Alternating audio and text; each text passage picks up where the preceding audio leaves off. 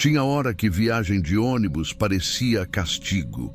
A gente pega a estrada naquele meio de semana, cansado, cabeça cheia, e ainda tem aquelas paradas de madrugada que mais atrapalham que ajudam. Nesse dia, eu estava indo do interior de Minas para São Paulo, coisa que faço desde moço novo, por causa de trabalho. Não era nada especial, só mais uma viagem longa, com gente dormindo torto, cobrador cochilando no banco, cortina balançando pelo vento que entrava pelas frestas. O relógio do ônibus marcava por volta de 3 da manhã, quando o motorista avisou que ia parar num grau, para todo mundo descer um pouco. A voz dele saiu arrastada no microfone, quase pedindo desculpa por acordar quem estava dormindo. Esse horário, a parada sempre vem com aquele silêncio que pesa mais que o sono. Pelo vidro, dava para ver uns postes amarelos espalhados, iluminando mais poeira do que gente. O graal parecia aceso só por obrigação, igual casa grande que ninguém mora mais. Desci do ônibus meio lento, corpo reclamando da posição. O chão da plataforma estava frio, um vento fininho passando baixo, trazendo cheiro de diesel parado. Tinha um ou outro passageiro andando rápido para o banheiro, aquele pessoal que quase corre porque detesta perder tempo.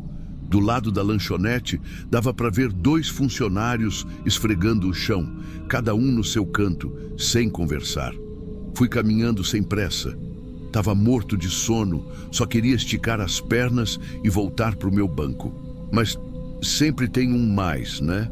Acontece de vez em quando da gente bater o olho em alguma coisa que tira a pessoa do automático. E comigo foi do jeito mais bobo. Uma figura parada lá na ponta da plataforma, num pedaço que quase não recebia luz. O poste mais próximo clareava só metade dela, deixando o resto meio escondido. No começo, nem dei importância. Pensei que fosse alguém esperando bagagem, algum parente vindo buscar passageiro, sei lá. Só que a pessoa não fazia nada. Não mexia no celular, não olhava para o ônibus, não dava passo.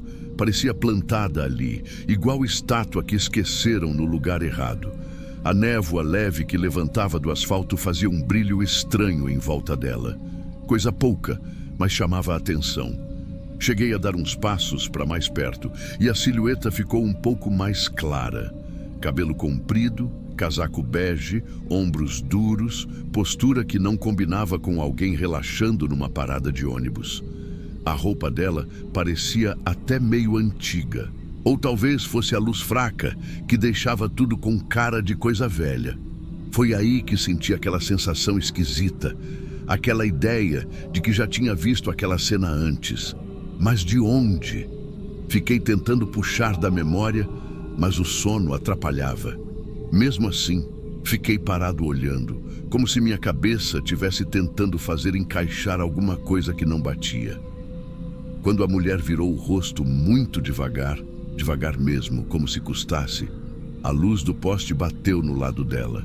Tive um choque tão forte que dei um passo para trás. Sabe quando a lembrança vem de uma vez, feito tapa? Pois é, lembrei do Cidade Alerta, uns 2 meses antes. Uma reportagem sobre uma moça que tinha desaparecido depois do trabalho em Guarulhos. A foto dela passou na tela com uma expressão meio perdida e a roupa era praticamente a mesma. Fiquei gelado. A mente tenta negar na hora, porque é absurdo. Então passam aqueles pensamentos rápidos, um atrás do outro. Não pode ser, deve ser só parecida. Ninguém desaparecido ia estar parada num graal no meio da madrugada. A gente tenta qualquer explicação para não aceitar o que está vendo. Ela olhava na minha direção. Não era olhar de quem reconhece alguém, nem de quem estranha. Era como se pedisse para ser notada. Tinha um peso ali, um negócio que não combina com gente parada esperando carona. Não ergueu a mão, não deu passo. Só ficou olhando, com uma expressão que parecia um pedido abafado. Meu coração começou a correr antes de meus pés. Senti uma coisa meio ruim no estômago, como se desse para ouvir meu sangue andando depressa. Fiquei sem saber se me aproximava ou se fingia que não tinha visto. E antes que eu tomasse qualquer decisão, alguém do ônibus me chamou, perguntando se ia subir. Isso me fez sair do transe. Aproveitei e fui atrás do cobrador, meio sem pensar direito. Cheguei perto dele e falei baixo: "Moço, você viu aquela mulher ali na ponta da plataforma?" Ele achou que eu estava perguntando de alguma passageira. Fez uma cara de: "Que mulher?" Apontei. Ele olhou, não viu ninguém. Insisti e ele pegou a lanterna do ônibus. Iluminou direto onde eu tinha visto. O feixe bateu só no vazio. Só o concreto frio, a névoa balançando mansinho e o poste piscando de leve. Nenhuma pessoa, nenhuma sombra humana. A luz tocou tudo que tinha para tocar e não encontrou nada. A sensação de estar falando besteira deu um aperto no peito. O cobrador chegou a comentar: "Amigo, acho que você confundiu. Esse horário o povo sobe rápido. Não tem ninguém ali não." Assenti, mas não convenci nem a mim mesmo. Só que voltei para o ônibus sem questionar mais, porque parecia que se continuasse olhando para lá, alguma coisa ia me puxar de volta. Sentei no banco tentando não pensar. O motorista ligou o ônibus, luzes internas apagadas, só aquele brilho azul fraco dos painéis iluminando a gente. O ronco do motor veio pesado, enchendo o peito, e fomos saindo devagar. Quando o ônibus fez a curva para deixar a plataforma, olhei pela janela sem querer. Foi automático, mais forte que eu, e lá estava ela, parada no mesmo lugar, na mesma posição, como se não tivesse se mexido nem por um segundo, como se nunca tivesse sumido da minha vista. O vidro tremeu levemente pelo movimento do ônibus, e num instante o prédio do Graal cobriu a imagem. Aquilo ficou grudado na minha cabeça, feito um erro de impressão que reaparece mesmo depois de virar a página. Minutos depois, tentei arrumar alguma explicação. Podia ter sido reflexo, sombra, alguém que entrou no banheiro rápido demais. Mas a verdade é que eu sabia que não era isso. O jeito que ela olhou, a roupa igual, o rosto era igual. Passei o resto da viagem acordado, com sensação ruim grudada nas costas. O pessoal do meu lado roncava, gente tranquila, sem imaginar nada. Eu ficava olhando a estrada escura, faróis passando por nós e segurando para não me perder nos pensamentos. Quando o dia começou a clarear e a maioria já mexia no celular, fiz o mesmo. Abri as notícias só para distrair. Foi aí que a matéria apareceu, primeira da lista. Uma foto grande ocupando metade da tela. Família faz novo apelo por mulher desaparecida, polícia investiga pistas em rodovias. As pernas ficaram bambas. Era ela, a mesma foto que eu tinha visto meses antes, e na imagem, a roupa, igualzinha à que vi na plataforma. Quase derrubei o celular. A mente da gente tenta buscar desculpa, mas naquele momento não tinha nenhuma que servisse. Deitei a cabeça no vidro, mas não consegui fechar os olhos. Estava inquieto, com peso no peito, aquela culpa besta que nasce, até quando a gente nem sabe se devia sentir culpa. Passei o resto do dia pensando no que fazer. Só que a matéria tinha um número da família para qualquer informação. E aí começou outro tipo de conflito. Será que eu devia ligar? E falar o quê? Vi alguém que parecia sua irmã parada num Graal de madrugada?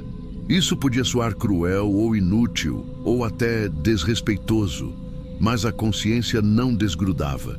2 dias depois, tomei coragem. Liguei.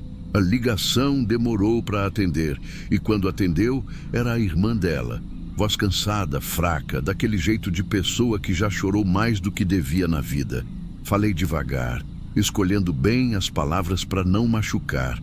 Disse que viajei de ônibus, que parei num Graal, que achei ter visto alguém muito parecida com a mulher da foto. Deixei claro que não sabia nada, que podia estar enganado, que era só uma impressão.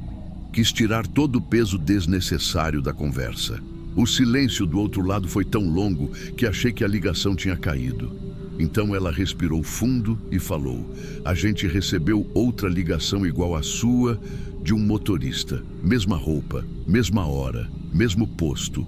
A mão suou na hora, o coração bateu forte. O barulho da rua sumiu, como se eu tivesse entrado num quarto fechado." Ele descreveu ela parada também. Ela continuou: Mas minha irmã nunca ficaria parada em lugar nenhum. Ela tinha pavor de estrada, não tinha mais nada para dizer. Ela agradeceu pela ligação com uma voz quebrada e desligou. Fiquei parado, celular na mão, como se tivesse escutado algo que era para me transformar. Passei a noite pensando em tudo, lembrando do olhar dela, da postura, do jeito que parecia pedir para ser notada sem mexer um músculo.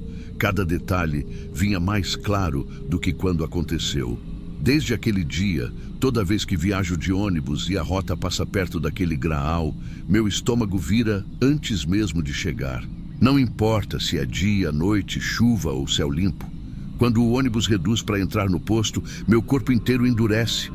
Eu olho para o lado, para a plataforma, mesmo sem querer. Parte de mim espera não ver nada. Outra parte, não sei. Talvez espere encontrar de novo aquela figura parada, exatamente como da primeira vez. Igual fotografia que ninguém consegue tirar de circulação. Só sei que nunca mais paro ali sem lembrar do que ouvi na voz da irmã dela. A frase ficou marcada na cabeça. Minha irmã tinha pavor de estrada. E toda vez que lembro disso, penso no jeito parado dela me olhando aquela madrugada. E sinceramente, não sei o que é pior. Ter visto ou ter ficado na dúvida se eu devia ter feito alguma coisa. Se você chegou até aqui, deixa um like aí para fortalecer. Ajuda demais quem está desse lado contando essas coisas que a gente nem sabe direito como explicar. Valeu demais.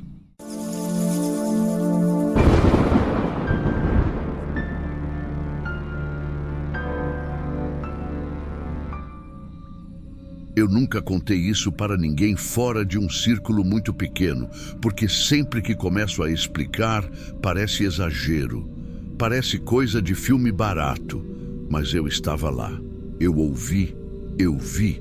E desde então, toda vez que passo perto daquele saguão depois de escurecer, meu corpo reage antes da cabeça.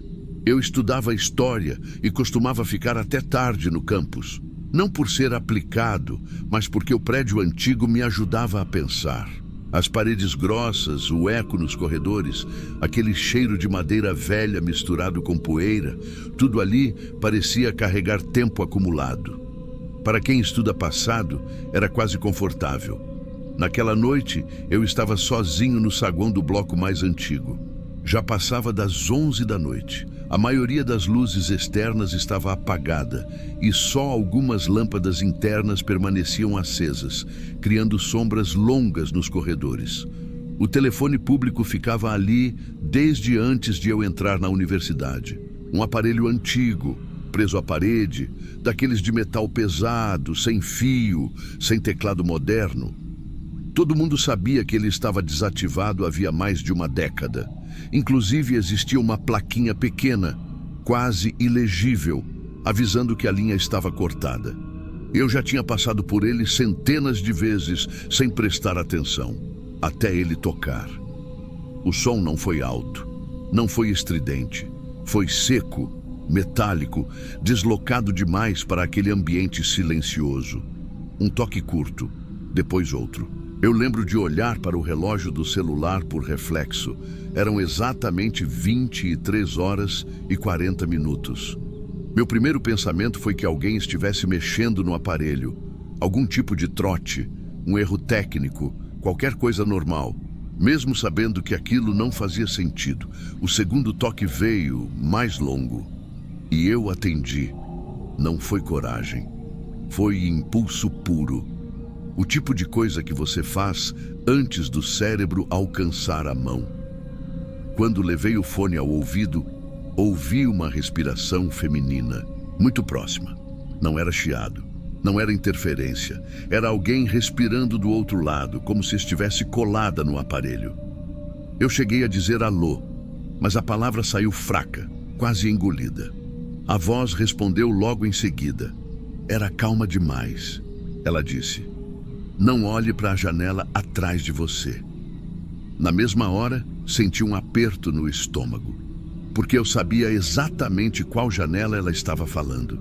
Uma janela grande, antiga, que dava para o jardim externo do campus, logo atrás de onde eu estava sentado. Eu fiquei parado. O silêncio do saguão parecia mais pesado. O telefone ainda colado ao meu ouvido. A respiração continuava. Eu devia ter desligado. Devia ter largado o aparelho e ido embora. Mas eu olhei.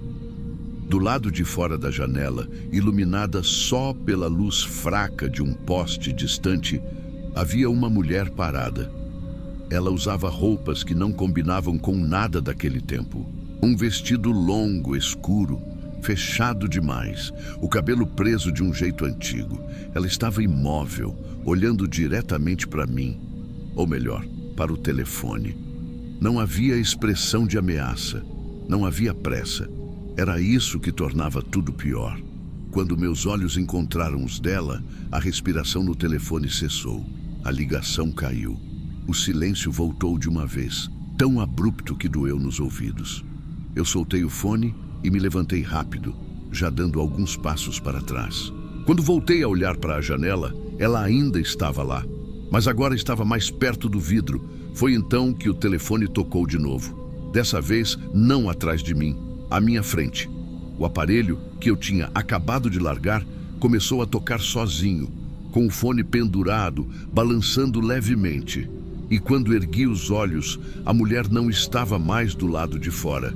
Ela estava dentro do saguão, não correndo, não andando, apenas presente, a alguns metros de mim. Eu não pensei. Virei e corri pelo corredor lateral, quase tropeçando nos próprios pés. Ouvi o som do telefone tocando atrás de mim enquanto corria.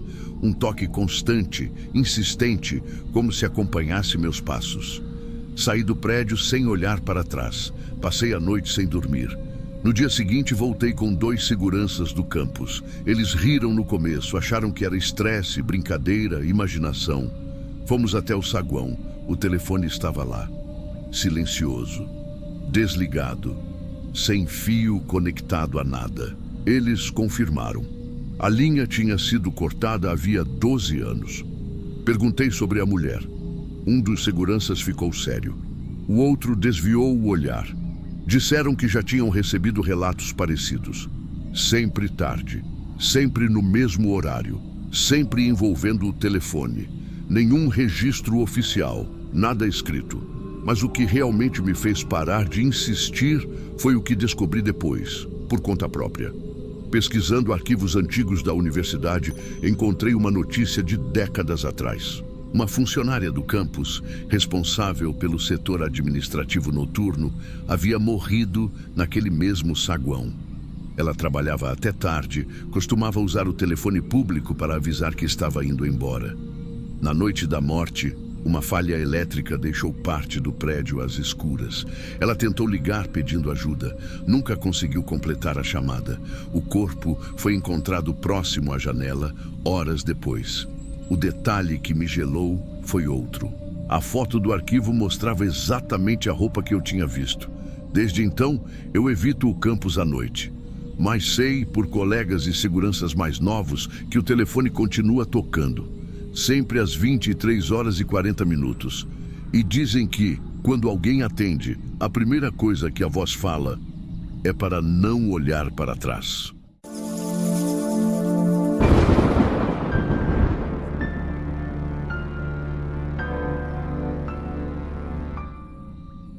O relógio do ginásio marcava 22h47 quando a primeira porta bateu sozinha.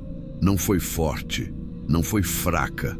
Foi do jeito exato que alguém faria se quisesse chamar atenção sem fazer alarde. Parei no meio do corredor, com a lanterna apontada para o chão, esperando o eco morrer. Aquele prédio sempre teve barulho, mas aquilo tinha intenção. O barulho morreu rápido, mas o silêncio que veio depois parecia mais pesado que antes. Não era aquele silêncio comum de prédio vazio que a gente aprende a reconhecer depois de anos fazendo ronda.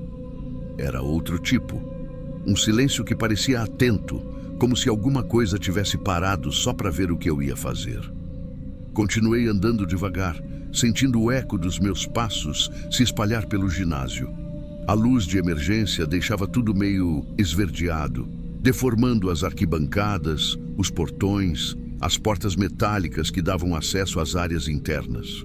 O cheiro de produto de limpeza ainda estava no ar, misturado com aquele cheiro velho de suor seco e madeira encerada. Cheguei perto da primeira porta que tinha batido. Estava fechada, trancada. Passei a mão na maçaneta, fria, firme. Nenhum sinal de impacto, nenhum arranhão novo. Se alguém tivesse batido ali, tinha sido com força suficiente para fazer barulho, mas sem deixar marca. Isso já não fazia sentido.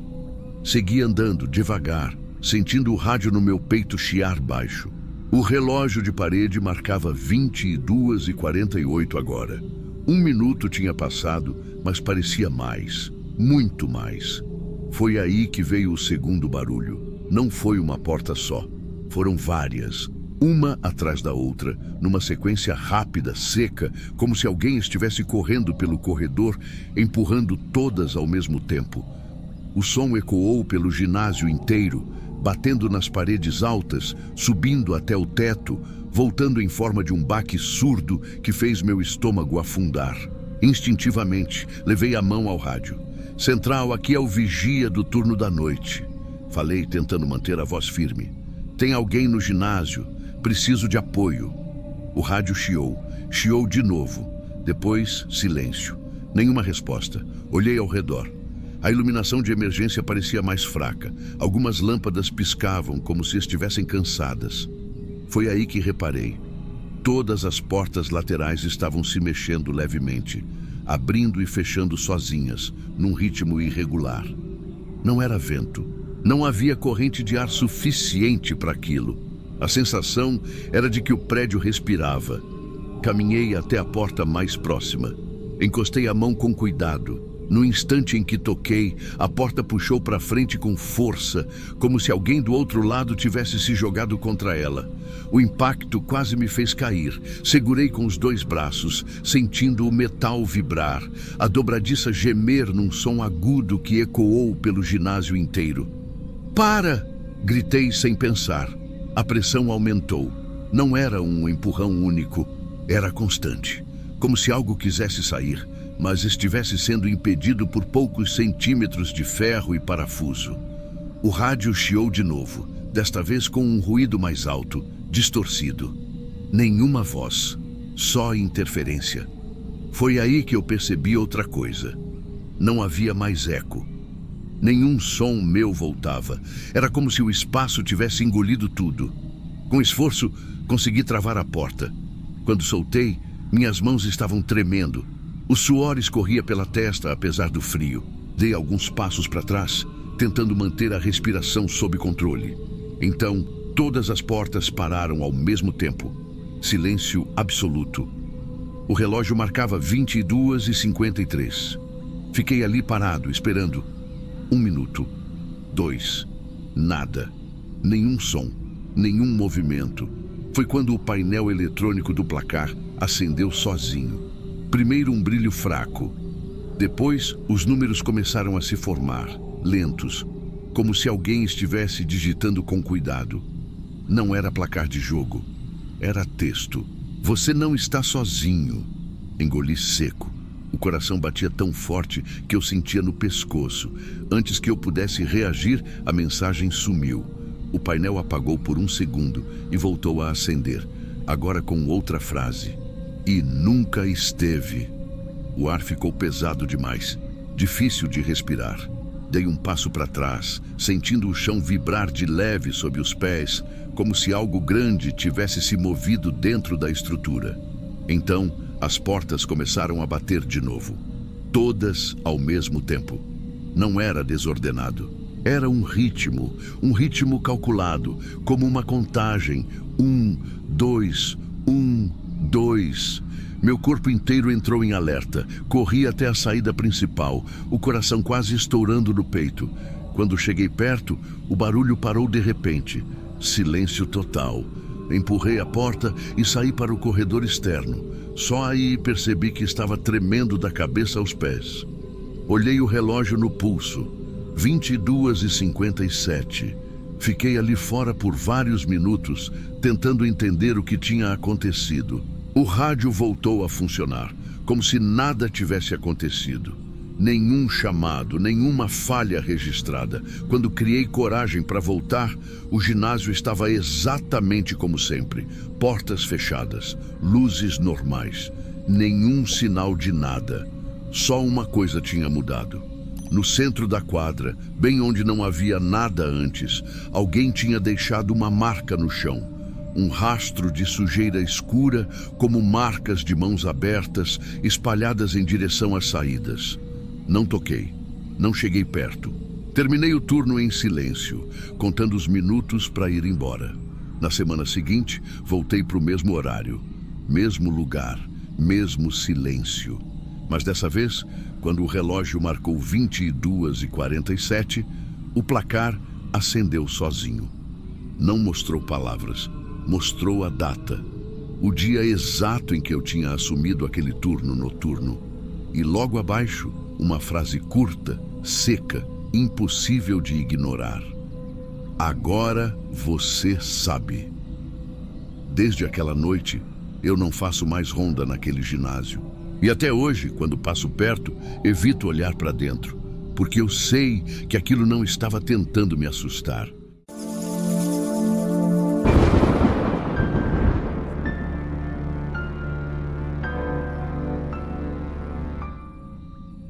Eu nunca fui do tipo de pessoa que acredita em coisas fora do normal. Trabalho com tecnologia desde os meus 21 anos. Vivo de lógica, padrões, sistemas, nada de superstição. Mas tem um momento na vida em que a gente percebe que a realidade não está nem aí para o que você acredita. Ela simplesmente acontece. E eu queria dizer que tudo começou no meu prédio, alguns dias depois, mas não. O que destruiu minha sanidade começou no shopping, num sábado comum, no meio da tarde, quando eu só queria comprar uma calça para trabalhar. Hoje eu não consigo nem passar na frente daquele lugar sem sentir o estômago virar. Era final de semana, shopping cheio, ar-condicionado no limite, aquela música ambiente que tenta te tranquilizar, mas deixa tudo ainda mais artificial. Eu entrei na loja porque tinha visto uma promoção e peguei 2 calças para experimentar. Fui direto para o corredor dos provadores. A funcionária me apontou um dos últimos da fila. Eu lembro de ter notado 2 coisas: um cheiro forte de desinfetante e uma cortina meio torta, como se alguém tivesse puxado pelo lado errado. Eu deveria ter visto isso como um sinal, mas não vi. Só caminhei até o meu provador, ou pelo menos o que achei que era o meu. Abri a cortina e vi eu mesma, sentada no banquinho, de costas para mim, cabeça baixada, olhando para a parede, exatamente como eu me sentaria quando estou pensando. Mesma blusa, mesmo jeans, mesma bolsa no canto. Por um segundo, meu cérebro travou. Eu não gritei, não recuei. Só fiquei ali, parada, com a cortina na mão, esperando que minha visão se ajustasse e mostrasse outra coisa, mas não mostrou. Era eu. Eu consegui sentir meu coração batendo no esôfago. Tentei chamar. Ei! Aquela versão minha não reagiu. Até que reagiu. Devagar no começo, depois rápido demais. A cabeça dela virou para mim num movimento que eu nunca conseguiria fazer. Rápido, seco, como se o pescoço não tivesse limite. E quando o rosto ficou totalmente virado para mim, ele abriu um sorriso. Um sorriso largo demais, esticando mais do que qualquer rosto deveria permitir. Eu não pensei. Eu não respirei. Eu simplesmente corri. Fui direto até o segurança do corredor da loja, tropeçando nas próprias pernas, suando frio, como se tivesse corrido uma maratona. A minha voz saiu falhada. Tem alguém no provador? Alguém igual a mim? Igual mesmo? O segurança me olhou, como se não soubesse se deveria rir ou chamar ajuda médica. Mas talvez tenha visto o meu estado, porque decidiu me acompanhar. Voltamos até o provador. Eu ainda tremia. Ele puxou a cortina de uma vez. Nada. Só o banquinho, a luz amarelada, silencioso demais. Eu senti as pernas fraquejarem. Senhora, deve ter sido engano, ele disse, tentando manter a cordialidade profissional. Mas antes que eu respondesse, notei algo no espelho. Algo que não estava ali antes. Arranhões. Muitos arranhões profundos, como se alguém tivesse arrastado as unhas de dentro para fora. Eu toquei com a ponta do dedo. Era real. O segurança viu também. A expressão dele mudou. Isso já estava aqui? Não. Respondi quase sem voz. Ele pediu para outra funcionária chamar o gerente. Eu não esperei. Saí da loja no impulso, sentindo uma pressão na nuca, como se alguém estivesse me observando caminhar. E talvez estivesse. O resto do sábado foi um borrão. Cheguei em casa, tranquei tudo, revisei mentalmente cada micro detalhe do que tinha visto. Tentei me convencer de que era reflexo, ilusão, alguém parecido, qualquer coisa. Mas não tinha como. Eu havia visto eu mesma, a maneira de sentar, o corte do cabelo, as mechas, a minha blusa favorita, a bolsa com o arranhão na alça direita e o sorriso impossível. Essa parte eu não conseguia encaixar em nenhum argumento lógico. No domingo tentei fingir que estava tudo bem. Fiz almoço, limpei o apartamento, tentei assistir a um filme, nada funcionou, porque eu sabia que aquilo não tinha acabado. Esse tipo de coisa não aparece só uma vez. 2 dias depois, voltando do trabalho, peguei o elevador como sempre. Eu moro no 9º andar. O elevador subiu, parou no 5º sem ninguém chamar. A porta abriu devagar. E no fim do corredor, de costas, estava uma figura com o meu mesmo corpo, mesma postura, mesma altura, mesma roupa que eu usava no sábado. Eu congelei. A figura inclinou a cabeça para o lado, como se tivesse ouvido um barulho, mas sem se virar. Eu apertei o botão para fechar a porta tantas vezes que meu dedo ficou vermelho. Quando a porta finalmente fechou, o elevador subiu num silêncio que parecia vivo. Entrei no meu apartamento chorando. Era pânico puro, cru, sem explicação lógica. Eu sabia que aquilo não era coincidência e que não era um sósia. Aquela coisa não andava como gente, não se mexia como gente, não sorria como gente. Era outra coisa. Um colega do trabalho percebeu que eu estava diferente. Eu disse que tinha visto alguém me seguindo e ele sugeriu olhar as câmeras do prédio.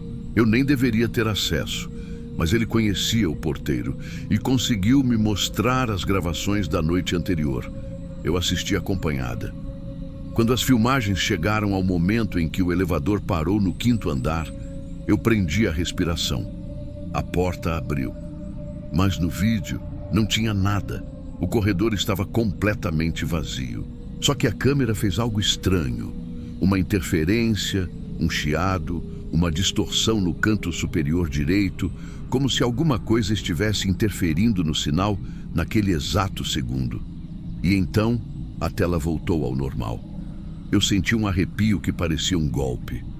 Às vezes a câmera falha, meu colega disse, mas a expressão dele mostrava que nem ele acreditava no que disse. Eu sabia que a câmera não tinha falhado. Ela não mostrou porque aquilo não tinha que ser filmado. Voltei para casa perturbada, sem conseguir comer. Deitei, mas não dormi. Fiquei olhando para o teto, pensando que talvez aquela cópia fosse algum tipo de duplicata, reflexo distorcido. Não fazia sentido. Por volta das 3 da manhã, ouvi algo. Um arrasto suave, como unha riscando algo liso, como vidro. Eu sentei na cama na hora. O som vinha do espelho do meu quarto. Não tive coragem de levantar.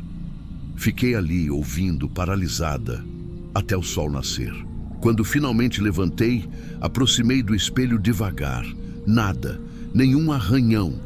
Mas o som, eu sei o que ouvi. 3 dias depois, voltando do trabalho, entrei pela portaria e vi a síndica conversando com 2 moradores. Eles pareciam tensos. Ela mencionou que alguém estranho tinha sido visto no elevador no fim da tarde. Eu senti o coração gelar. Perguntei como era a pessoa. A síndica respondeu: aparentemente era alguém igual a você.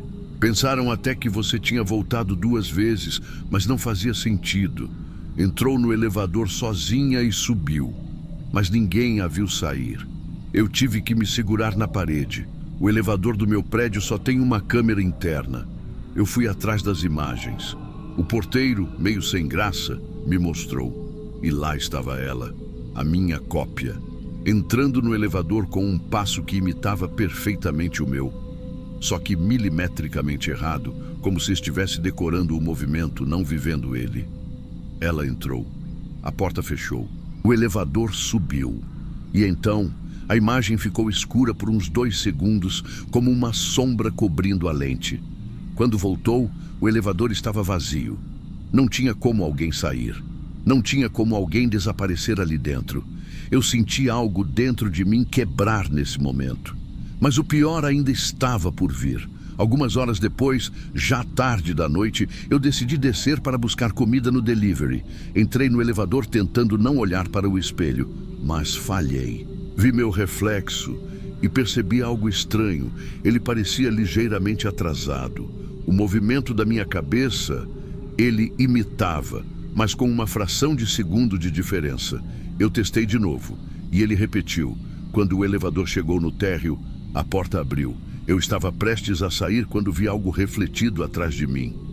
Outra eu, a mesma cópia que apareceu no shopping, parada no canto mais escuro, com um sorriso grande demais, esticado demais. Só que dessa vez, ela não estava olhando para mim. Ela estava olhando para o espelho. E o meu reflexo não estava me imitando mais, ele estava imitando ela. Eu virei para trás em desespero. O elevador estava vazio. Quando olhei novamente para o espelho, o meu reflexo já estava normal, ou fingindo estar. Mas antes que a porta se fechasse, por uma fração mínima de tempo, eu juro que vi o sorriso impossível de novo, abrindo devagar, como quem diz, eu sei onde você mora. E desde então, cada vez que passo por alguma superfície que reflita, não olho imediatamente, porque tenho medo de descobrir quem está imitando quem. E qual de nós duas é a original?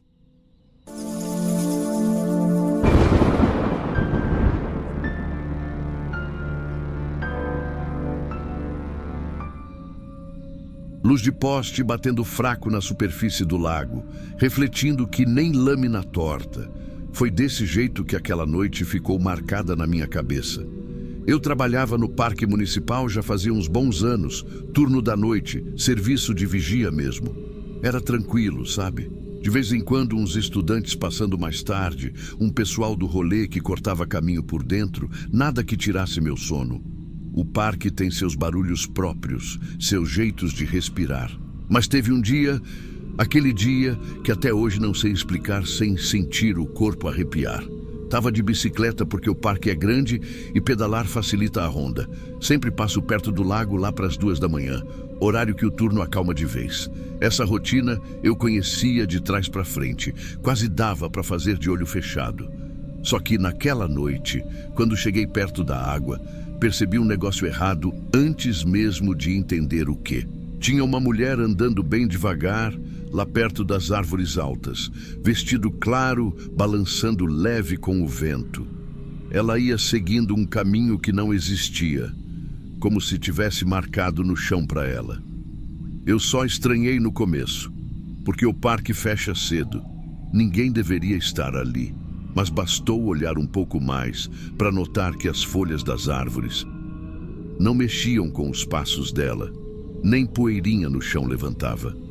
Parecia que não encostava em nada. De longe, ainda tentei achar explicação.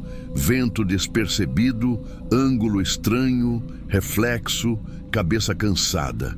Fim de turno sempre pesa. Só que aquela mulher tinha um jeito de caminhar que prendia meu olho, como se estivesse deslizando e não andando. Eu cheguei a parar de pedalar, botar o pé no chão para conferir se eu estava vendo direito. E tava. Vou te contar, meu amigo. Aquilo não bateu bem. Continuei na minha, sem fazer alarde. Vigia da noite aprende a olhar primeiro, agir depois. Mas a mulher parecia não ter pressa para nada. Só ia seguindo em frente com aquele vestido claro, sem mexer o corpo, sem falhar o ritmo, sem fazer barulho. O parque inteiro faz barulho. Sempre tem um sapo, uma rã, mosquito, bicho pequeno fuçando no mato. Mas naquele pedaço, naquela parte ali, nada. Um silêncio que até o coração parece que escuta. Eu respirei fundo, ajeitei a lanterna presa no colete e fui chegando mais perto, pedalando devagarinho. A luz do poste ajudava um pouco, mas não o suficiente. A sensação que eu tinha é que ela estava numa sombra própria, mesmo com metade do rosto iluminado de vez em quando. Quando cheguei a uns 20 metros, chamei: "Senhora?" O que aconteceu me fez gelar na hora. A mulher parou do nada, sem virar o rosto, sem mostrar reação nenhuma. Só parou. Parecia escutar. Só que ninguém fica tão quieto daquele jeito. Parecia que tinha desligado. Eu ainda pensei, deve ser alguém perdido, turista, sei lá. Respirei fundo outra vez e avancei um pouco mais. Só que, à medida que eu chegava perto, a sensação piorava. Não dava para ver o rosto dela direito, e isso só deixava tudo mais torto. O vestido tinha um brilho estranho, como se estivesse meio gasto, meio molhado. Não sei explicar. Mas era aquela textura que a gente não vê em roupa de gente andando no parque. Chamei de novo: "Senhora, tá tudo bem?" E nada. Nem movimento de ombro, nem virada de cabeça, nada. E eu ali, começando a sentir que aquilo ia dar problema se eu não resolvesse logo. A gente tem ordem de abordar qualquer pessoa que esteja no parque depois do fechamento. Mas quem é que aborda? Isso. Pensei em chamar no rádio, mas eu sabia que se chamasse ia virar piada. Vão falar que tô vendo coisa porque tô com sono, que é morador de rua, que é alguém do teatro ensaiando cena. Sempre tem uma desculpa pronta. Então eu decidi fazer o básico, iluminar. Ergui a lanterna devagar. Isso eu lembro com clareza. Minha mão tremia. A luz pegou primeiro nas folhas, depois bateu no vestido branco. E só depois chegou nos pés dela. Aí eu entendi porque a poeira não mexia. Ela não tocava o chão. Os pés dela estavam suspensos, uns poucos centímetros acima. Sem esforço, sem nada. Não era pulo, não era salto, não era truque. Era só errado. Joguei a luz direto nela, achando que talvez fosse reflexo, ilusão, miragem. A cabeça dela não virou. O corpo não reagiu. Só ficou naquela posição, como se estivesse esperando eu fazer alguma coisa. E eu senti mesmo, que se eu avançasse mais um passo, alguma coisa ia mudar. E não pro bem. O corpo gelou até a espinha. E naquele silêncio todo, percebi outra coisa. A água do lago atrás dela estava completamente parada. Nem uma ondinha, nada. Parecia vidro. E olha, lago de parque não fica parado assim, não. Sempre tem peixe, inseto, vento. Só que atrás dela, parecia morto. Eu baixei um pouco a lanterna, tentando entender se meus olhos estavam pregando peça. Mas quando dei um passo para trás, ela deu um movimento sutil para frente. Não para mim, para frente do jeito dela, como se escorregasse no ar.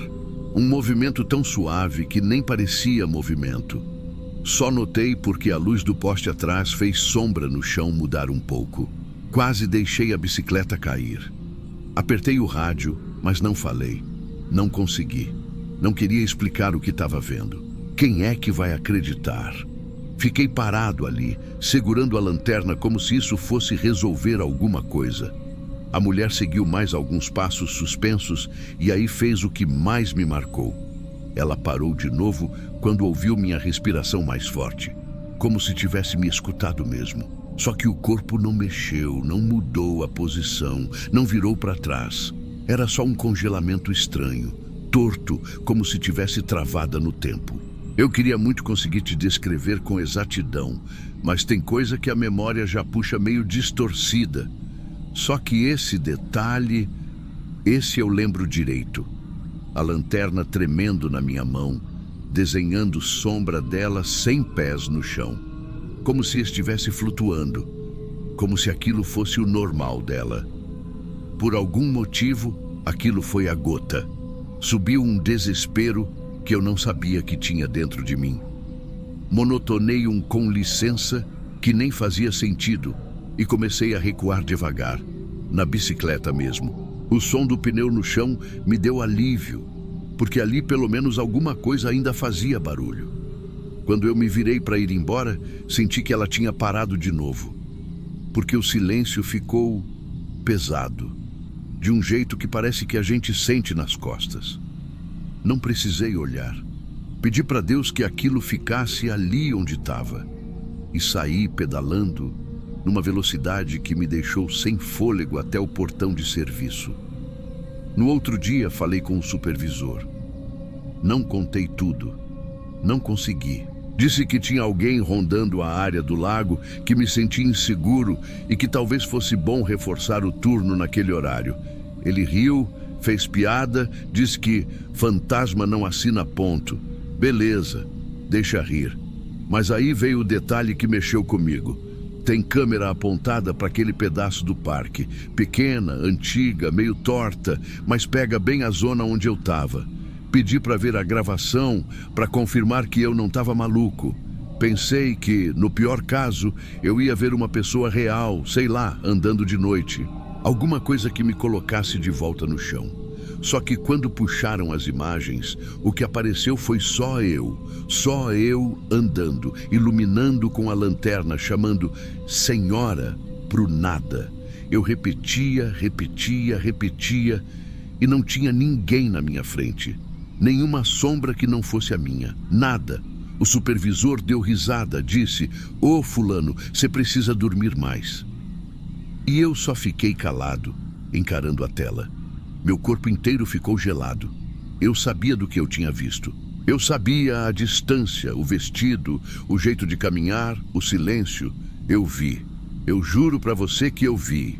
Naquela mesma semana, pedi transferência. Não ia mais passar ali de 2 da manhã achando que tudo era normal. Ninguém precisa disso para viver. Aceitaram meu pedido depois de uns dias e me mandaram para outra área municipal, mais tranquila. Só que, de vez em quando eu passo perto de algum parque grande, vejo a luz de poste batendo na água e lembro.